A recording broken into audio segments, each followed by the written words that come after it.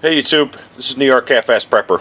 This video is about this handgun here. This is a Smith & Wesson 645. I have not done the research to date this particular handgun to see when it was built or anything, but this guy came out in the 80s, about 83, 84, something like that. I bought this handgun because when I was a kid, when I was growing, high school age, Miami Vice was the show. It was by far the best television show on the air, and I think it came on Friday evenings, if I'm not mistaken. And it was the show. Everybody was into it, and if you look up that show, Season 3, Detective Sergeant Sonny Crockett carried this gun in Season 3. Prior to that, he had a what was called a Bren 10, which was a famous 10 millimeter that came out, and that show basically whored itself out, and it was product placement. And when a company called Dorneus and Dixon went out of business, they switched to this gun. Smith & Wesson got the product placement contract, and they wanted to this was state-of-the-art at the time. They wanted Sonny Crockett to have a state-of-the-art gun. So they switched to this guy, and in Season 4, they gave him a 4506, which is the next generation up from this.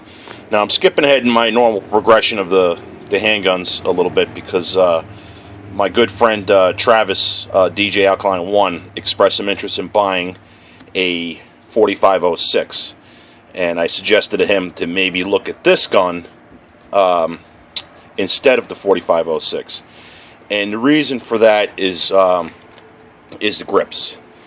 This is the second generation of, second or third? I think it was second generation of Smith & Wesson semi-automatic handguns that came around. And they made slight improvements to them over the years. They changed the trigger guard a little bit. They changed the sights. Some of them have the guarded sights on the top so they can put an adjustable sight on there. Slight differences. But the major one for this series of handgun is the grip. I'll break out my 5904, which I already did a video about, but in the third generation, Smith & Wesson went with this style of grip, and this style of grip wraps around three sides of the frame. And a lot of people that I've handed this firearm to, not this particular one, I have a second 5904, which is, the problem is a little more exaggerated because it has a Pachmayr grip, but this has the original Smith & Wesson.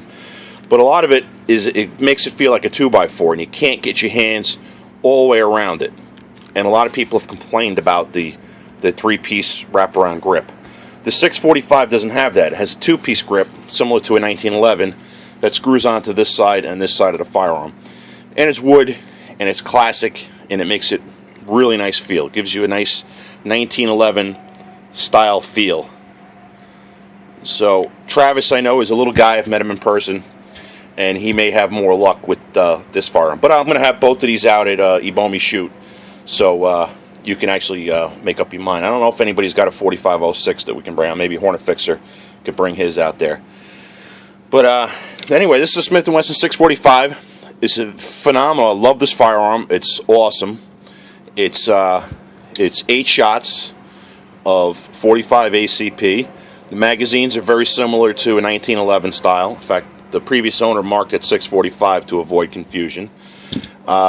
This firearm has a magazine safety, so it will not fire without the magazine being inserted. With the magazine being inserted, it will fire. The hammer will drop. So just a little safety feature. A lot of people disable that or remove the magazine safety.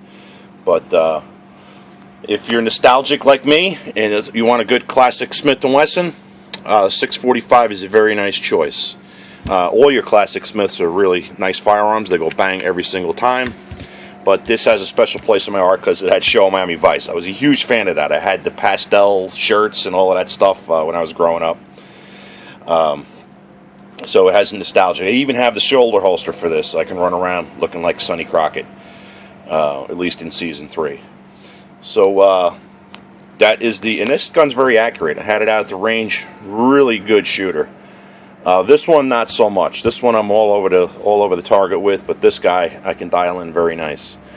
So that's it. That's the Smith & Wesson 645. If anybody's got any stories or comments on it, put it down below, because every gun tells a story.